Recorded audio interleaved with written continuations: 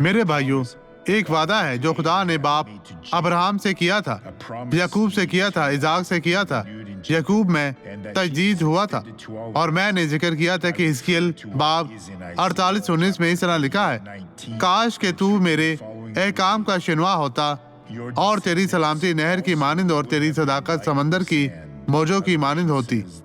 اور یہ اس عہد میں داخل ہونے کے قابل ہے جو خدا نے انسانیت کے ساتھ کیا تھا، اس ایمان کے ساتھ کہ وہاں آپ کبھی بھی کسی برائی سے دوچار نہیں ہوں گے، اور آپ پاک ہیں اور خدا آپ کو کبھی بھی کاٹے گا نہیں۔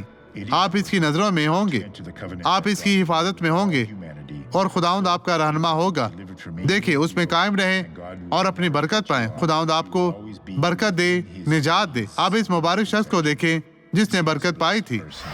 کمر میں درد تھی اور بیٹھنا اور اٹھنا بہت مشکل تھا۔ کب سے ایسا نہیں کر سکتی تھی؟ یہ تقریباً 5 سال سے ہے۔ یہ مجھے دیکھنا ہے۔ آپ ماریا جوزے جا سکتی ہیں۔ آئیے اب دعا کریں۔ باپ، ہم یسوع کے نام پر دعا کر رہے ہیں کہ تمام برائیوں کو ختم کر۔ اے میرے خدا، اب اپنا ہاتھ بڑھا، اپنا کام کر، شفا دے۔ میں تعین کرتا ہوں یسوع کے نام میں، اور آپ کہیں، خدا تیرا شکر، تیری تعریف ہو۔ یسوع کے نام میں ہر طرح کی بدی اب چلی جائے، انہیں چھوڑ دے۔